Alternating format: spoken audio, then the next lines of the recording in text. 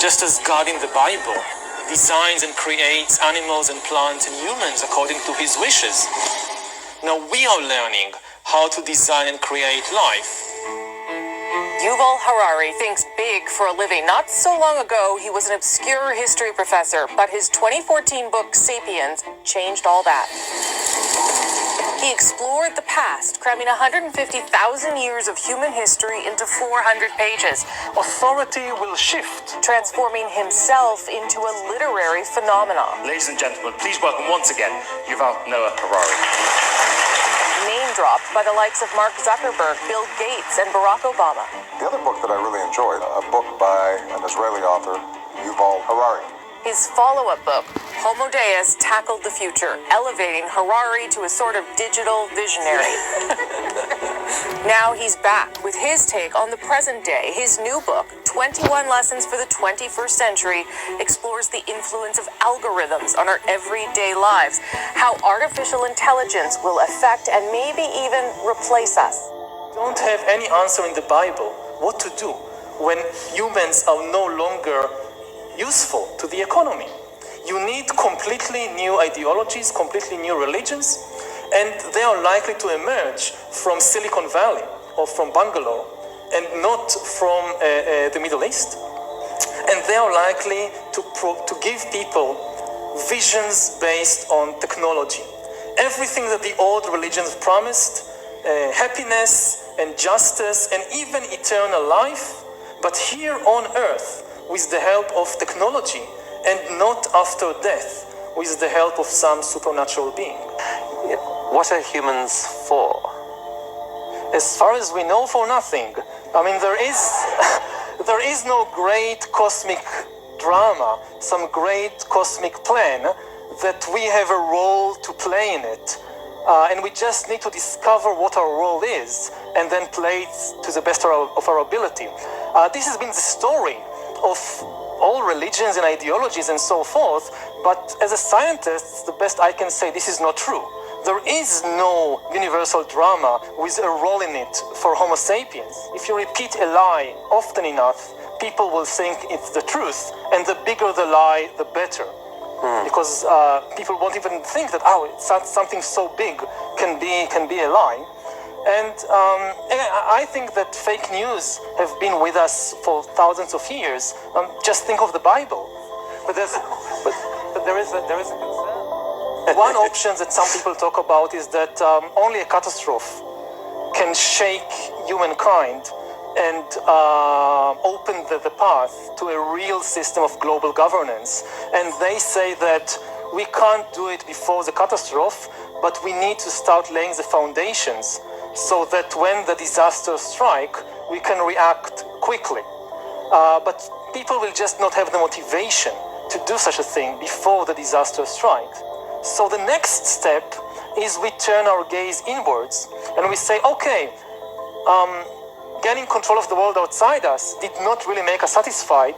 Let's now try to gain control of the world inside us. This is the really big project of science and technology and industry in the 21st century, will be to try and gain control of the world inside us, to learn how to engineer and produce bodies and brains and minds. These are likely to be the main products of the 21st century economy. When people think about the future, very often they think in terms, I want to gain control of my body and of my brain. And I think that's very dangerous. We have all this still myth of free will, that everything we choose is of our own free will.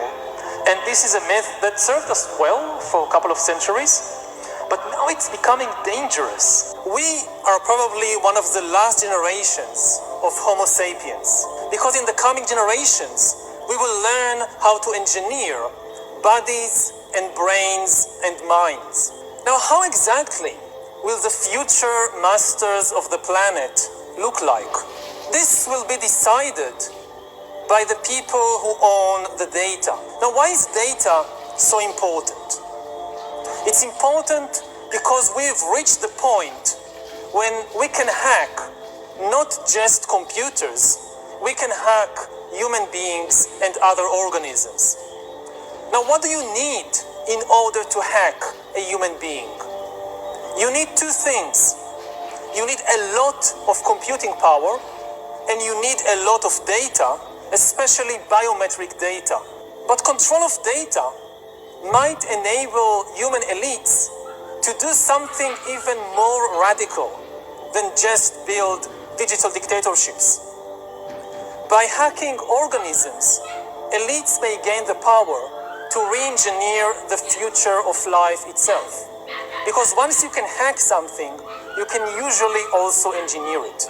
All of life, for 4 billion years, dinosaurs, amoebas, tomatoes, humans, all of life was subject to the laws of natural selection and to the laws of organic biochemistry. But this is now about to change. Science is replacing evolution by natural selection with evolution by intelligent design.